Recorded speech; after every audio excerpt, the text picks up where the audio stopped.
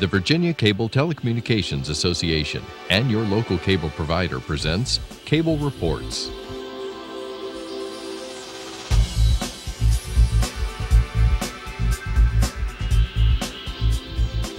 Join us now as Cable Reports brings you up to date on current issues facing the Commonwealth through discussions with your local legislators and other policymakers from across Virginia. From the General Assembly and the City of Richmond, I'm Woody Evans for Cable Reports, brought to you by the Virginia Cable Telecommunications Association and Comcast, connecting Virginians to their government. We're pleased to connect you with two members from Pittsylvania County, Danville this morning.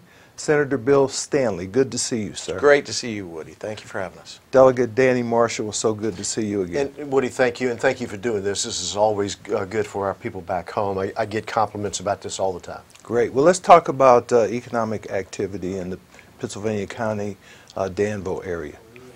Sure. 2014 was probably not as good as a year as we would want, but we made some progress as far as building infrastructure. One of the things we're working on is certainly economic development, trying to create jobs for our people back home. There is an industrial park that we're working on that is on the west side of Pittsylvania County. It's called Bury Hill. It is 3,500 acres of land. It is the largest tract of land, contiguous tract of land in the state of Virginia, and the fifth largest on the East Coast. And people ask me all the time, well, why are we doing this? And the main reason we're doing this is because I think lessons of the past. Volkswagen came through our area looking to build a plant. The plant's now in Birmingham, but we did not have a large tract of land to take care of that. So we lost that. Caterpillar came through, and we did not have that large tract of land. So the lesson learned is we need that large tract of land. So we have that large tract, Bury Hill, but we also have some smaller tracts. So we're trying to have something for everyone. You know, but in today's economic world, you've got to have the land. It's got to be graded. It's got to have infrastructure in it: water, sewer, natural gas, and fiber. So we're getting all those pieces to the puzzle so that when somebody's ready, we're ready. And I take it that you're in agreement with the necessity to do those kinds of things in order to attract new employment? Absolutely. It's kind of like the movie Field of Dreams. If you build it, they will come. Mm-hmm. And a lot of the new manufacturing, advanced manufacturing companies that are looking to relocate look at two things. One is location, where they can put their large structures and where they can house their business, and two, workforce. And so what we want to be is on the cutting edge and competitive, so that we can bring those companies to our area, put our people back to work. Some people here at the General Assembly, and especially in Northern Virginia, forget that Southside and Southwest Virginia built Virginia. Tobacco, textile manufacturing. I lived in Northern Virginia in the late 70s, and my dad was deployed there to the Pentagon, and the number one industry in the 70s was cattle, dairy products, dairy, not military industrial complex. The jobs were all in Southern Virginia. Now that went away with NAFTA and CAFTA, but our pride never did. And while we lost jobs, and certainly we've lost some of our youth who have had to go other places to find new jobs, we've been planning for the future, and that includes those mega sites. That includes a strong community college system in teaching the trades and the technical courses that are required for the new industries. And then, of course, making sure that we have that workforce ready, willing, and able, so we can keep our kids. I've said a number of times, we make an investment between state and local dollars on the average around $10,000 per pupil per year in public school. You're talking about a $130,000 investment in our children, a good investment of our tax dollars. But when they get out of high school or they go on to college, when they come back, there's nothing for them. There's been no jobs for them. We've got to make sure that we not only make that investment in our children, but get it back because they come back, put down roots, grow a family, and have a nice, secure job, well-paying job for them. Delegate Marshall, those international trade agreements, NAFTA and CAFTA, that the Senator mentioned, can have a positive and negative impact. I know you have a view on the impact they have had on your district. Well, I haven't seen anything positive as far as our district. I think Ross Perot was right that giant sucking sound was going to happen, and you could come to Pittsylvania County and Danville and throughout the whole region, and you could hear that sucking sound. We just lost job after job after job.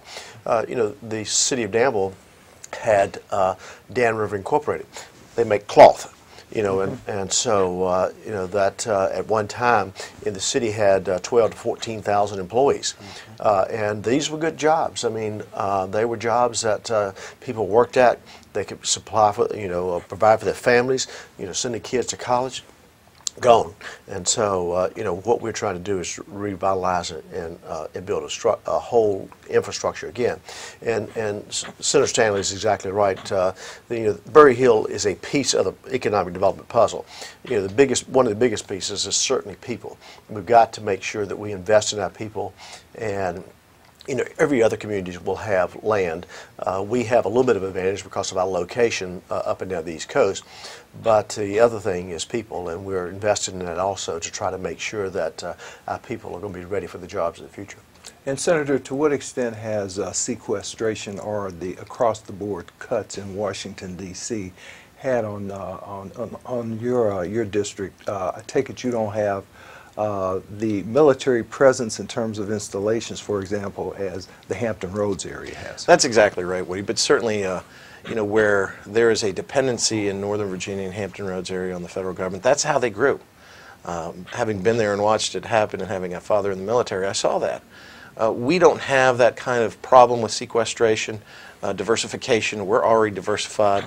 We're not dependent on the military-industrial machine or any subcontractors to the federal government.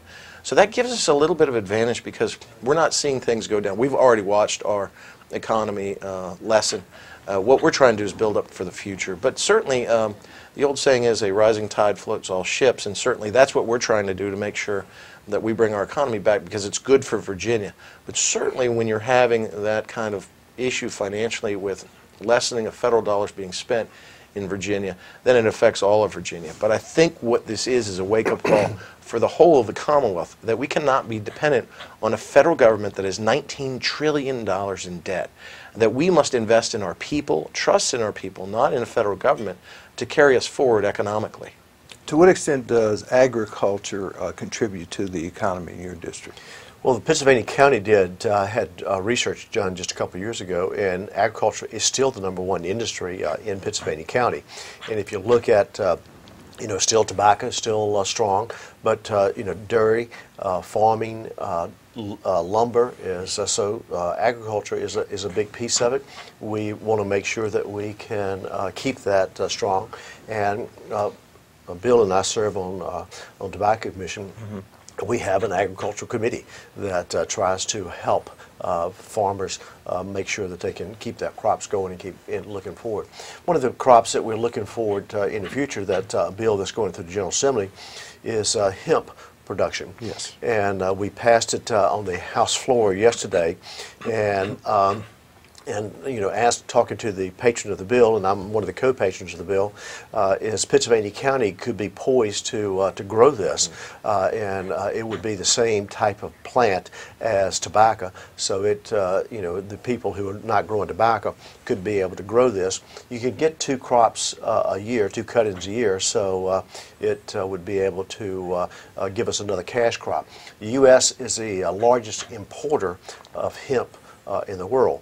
So hopefully we could grow that and keep those dollars here. Now, hemp has a much lower concentration of, what is it, THC? Yeah, the thing is, it's rope, not dope, and so but you can make almost anything out of it. You can make clothes out of it. Mm-hmm. You can make pharmaceutical products out of it, etc.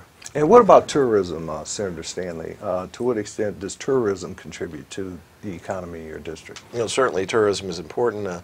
In our area we have great places. Our cities are very historical cities that have a lot that people can come and visit.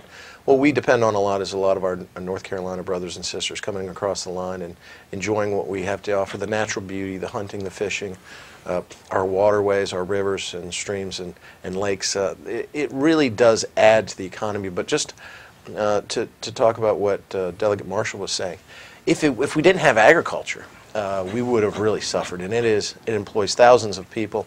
It brings billions of dollars into our economy. So tourism helps as well as a small piece of what is the larger economic picture of what we're looking for. But we've got great places down Danville in Pittsylvania County. And when my friends come from other areas and they see why I'm down here and why I live here, half the time I have to kick them out of my house. They don't want to leave. So when you get people into our area, they see the natural beauty. They see why we live here. That's what we've got to do for business. We've got to show them that this is why we live and play and raise a family here, because it is a special place where we live in Pittsylvania and Danville, Franklin County, Henry County, Martinsville.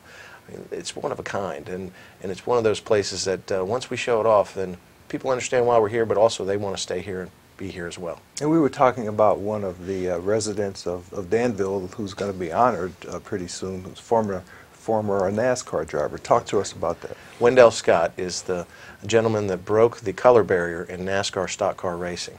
A wonderful man, self-made, self-taught. He was a mechanic in Danville, loved racing, was his own mechanic. His family was his pit crew. He fought so hard to break the color barrier, but did it with respect and dignity and character that I think just demonstrates the kind of character and integrity our area of Danville and Pennsylvania have. And the family is a wonderful family. I'm very good friends with them, and I love them dearly. And I was honored enough that they invited me to come to the induction ceremony this past weekend in Charlotte at the NASCAR Hall of Fame. It was such a special moment, not just for that family, but for us in Danville as well. I think to have our native son now become a permanent part of what is a real important sport is just, I mean, no words can adequately describe. But it also reminds us of something else. You know, in Virginia, we don't have a professional sports team. We don't have an NFL team or an NHL team or an NBA team. But we do have a professional sport, and that's NASCAR. And if you think about it, because, you know, in Virginia, and especially in our region, NASCAR was started out of the runners who were trying to escape the revenuers and moonshine carrying. And what we have here, though, is we have 6 Super Bowls a year. We have 2 races in Martinsville that's like a Super Bowl, each race, and brings, I think it's $38 million to Martinsville's economy.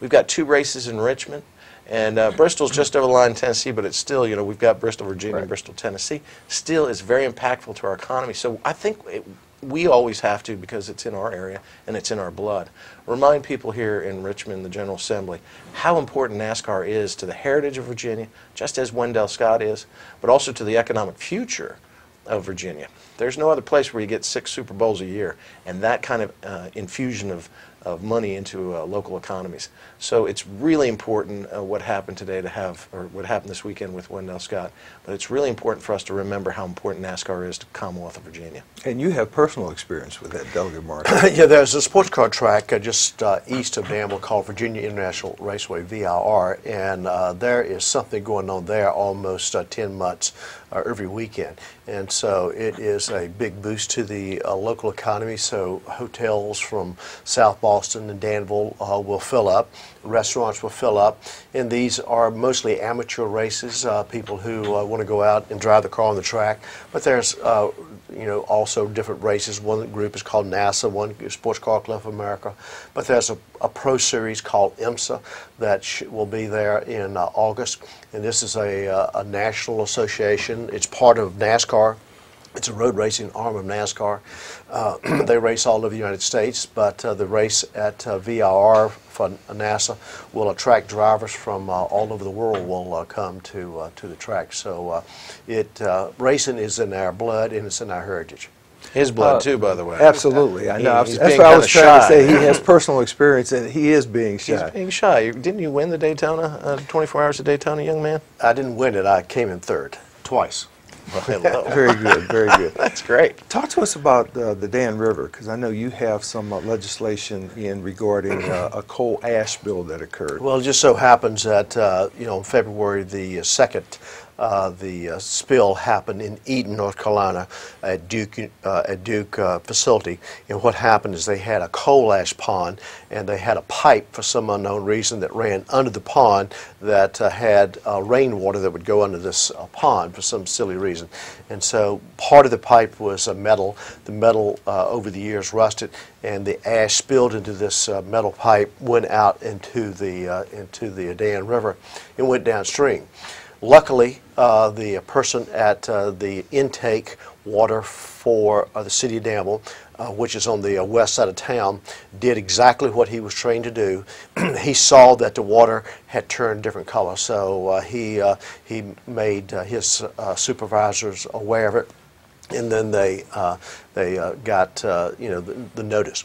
So what the bill that I have will do is it says that where coal ash is stored, either at an electric generating facility or either it could be at a landfill, if there's a breach and it spills onto the land or if it spills into the water, that either the electric coal facility or either the where they stored at a landfill will have to notify the Department of Environmental Quality within 1 hour. Then the Department of Environmental Quality will have to notify the people downstream that takes water out of the river. And then they also have to notify the press, because I wanted to make sure that the people who were, the press would notify citizens so they would understand what's going on. So that bill is still up for review. And I noticed this morning that your Board of Supervisors, Pittsylvania County, has indicated that it is at least studying the potential for some legal action against. Well, Duke Energy put up, I think, $250,000 for the city of Danville, and I think Pittsylvania County wants to do something similar to that. What City of Danville is using the money for is a PR campaign to make sure the people that want to come and enjoy the river from outside to try to help tourism in the area. So they'll use that money, and I think Pennsylvania County is going to try to do the same thing. Now, Senator B, before the General Assembly began its work this year, I know that you conducted a town hall. Can you tell us what your constituents were concerned about? Well, certainly, one of the great things we do as we move into fall is we're thinking about legislation that we want to propose, and also getting feedback from those that we serve of pieces of legislation that they may need or want for their community or for business. And I think Danny and I would say that while we work very hard to figure out legislation that's going to benefit our area, we don't have all the answers. And it is great to be with your constituents, talk to them about what their needs are and what they see as the future for our area. And from that, you can and we have gained legislation that has not only been crafted and drafted and we put it together, but it's also passed both houses and gone on to the governor. So this year, what we hear a lot is still the same that what we're talking about now. Workforce training, jobs, the economy, making sure that we're growing our area again and being dedicated to that. But a lot of what I heard, I traveled the district for 2 days and visited with healthcare providers and the like, and talked to constituents, was reforming rural healthcare, making sure that we're making available quality healthcare to all citizens in our area at affordable prices, and making sure that we have quality doctors and quality facilities. And so a lot of my legislation focused on reforming rural healthcare so that we can make sure that if we're increasing the efficiencies, we'll be bringing down the cost, and what we'll have is better outcomes for the patient. A lot of what we suffer in our areas are chronic illnesses. Our area is different health-wise and need-wise than, say, Northern Virginia or Hampton Roads area. And so what we have to have is better management of those conditions, environmental concerns, and also, living. So patient-centered home is one of the things that we've been driving for, so that the patient is in charge of themselves, has responsibility for their health and well-being, and then has at their disposal any specialist, any doctor, anything that they need, whether it be through telemedicine, telehealth, or telepsych, so that they're not having to drive 70 or 80 miles to go see that specialist. That specialist, through the internet and through communications, can be right there in their home. I take it you were hearing some of the same concerns. Yeah, absolutely. We met with the Chamber of Commerce in Danville. Then we also met, Bill and I, and Delegate Adams met with the Pittsylvania County NAACP. People are still hurting out there. I mean, the economy is picking up a little bit nationwide, but this happened. The NAFTA, as we talked about earlier, was really where we went downhill, and that was a long time before the national economy went down. So we've been down for a decade or more, and making progress. I'm not trying to be doom and gloom, but one of the things that we are trying to do is trying to get that engine going again. Is the unemployment rate still about double than the statewide average? It is. It's double, but it's also down quite a bit from where it was at its high. And so, jobs are available. Notice that there was a job fair over in Henry County last weekend, and there was about 100 people who showed up for the jobs. There was a job fair in Danville, held by the Chamber of Commerce, and there were several different companies there with booths to take job applications, and there was several hundred people who showed up for this. So people are still looking, and they're looking for those good paying jobs. And of course, another very bright star is the Tobacco Commission. Talk to us about how impactful the Tobacco Commission has been in Southwest Virginia. Well, let's just talk about one little thing, and I mean we could spend days talking about this, but workforce development. We several years ago we got a budget amendment through the General Assembly to expand the program at Danville Community College for machining, precision machining. So what Pittsylvania County came to the Tobacco Commission to do is that they have a vocational center over in Pittsylvania County, and they wanted to do a similar program. So we funded that. And so young men and women in their junior and senior year in high school can take machining, the same type of machines, same brand machines, same everything as they have at community college. So they can take 2 years at a high school level, and then they only have to go to college at Danville Community College for 1 year. So it's a real win-win. It adds more people to the pipeline, so these machinists can go out and get jobs, and all of them are getting jobs. I mean, 100% of these people are getting jobs, and these are good-paying jobs. And so, so that was the first win. Just at the board meeting we had of Tobacco Commission that, again, Bill and our members early January, we approved another project for Pittsylvania County. It's for industrial maintenance. Another thing that we hear from the manufacturers back home is that they have to have industrial maintenance, the electricians, the folks who knows hydraulics, industrial HVAC. And again, these are good paying jobs. I understand that Goodyear right now is looking for industrial electricians, $60,000 a year plus. And so this new program that we will do at with Community College and Pittsylvania County will be dual enrollment. And so it will not only be good for our existing manufacturers, but it also will be an incentive for new companies to come, because they'll know that we'll have a trained workforce that can take care of the business once they get there. Senator Stanley, Delegate Terry Kilgore, who chairs the Tobacco Commission, often talks in terms of the ability to close the deal with Tobacco Commission funding. Talk to us about why that is so important. Well, I think when you look at the region and the tobacco footprint itself, what we have is we're in competition with North Carolina, Tennessee, Kentucky. We're down at that area where we are competing with states that we have Greensboro, Raleigh, Charlotte within a 3-hour drive. So we're competing against some big states with big money. And some people would call it welfare for companies. It's not really, because the incentive is there. If we can help them with the startup, with that cash, whether it's money that comes from the Governor's Opportunity Fund or Tobacco Commission funds, then we can be competitive with the North Carolina, Tennessee, Kentucky, West Virginia, and everybody else, and bring that company here. Because when we make that investment through the Tobacco Commission funds or through the Governor Opportunity Funds, that pays dividends. It's not money that goes out the window, quite frankly, because that company that comes in is going to make an investment 2 or 3 times what we're helping them do in building their foundation and their company there. Moreover, when they employ our people now have jobs, good paying jobs. They're paying taxes at the local and the state level. They're using their disposable income to go to the mom and pop stores and spend money, which you're talking about not just those jobs, but service industry jobs and other stores around it, like I said, family-owned businesses thrive because they then have a customer base to work for. So it's important to close the deal. Closing the deal is not only selling them on the area and making sure that we'll have a ready, willing, and able workforce, but also making sure that they know that they're going to have a return and an investment from our community because they're going to be successful, because we're going to help them be successful.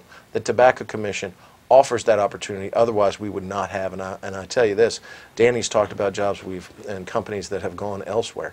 Without the Tobacco Commission, there'd be a lot more of those. Luckily, we're talking about the few that go somewhere else, not all that might go somewhere else. Right. What are we doing in terms of our veterans? I know you mentioned Danville Community College. We have veterans returning from theaters of war yet, the community college system provides them an opportunity to transfer the experience they had overseas into credits at a community college and eventually good paying jobs as well. Absolutely. I serve outside of session on something called the Virginia Workforce Development Council. and I serve on the Veterans Subcommittee, and that's one of the bills that we have coming forward this year, is because the state of Virginia's population is about 8 million. There's 800,000 vets in the state of Virginia, so 10% of the population of the state of Virginia roughly is veterans. So what we're trying to do is the veterans that are coming back, we're trying to use the skills that they already have and to try to take that skills and apply that to college credits. The Virginia Employment Commission already has a program called Troops to Trucks, and what that means is that if you drove a truck in the military, then you could take that skills and get a commercial driver's license, at least get most of it, and still have to maybe take part of a test. But truck drivers are in high demand right now.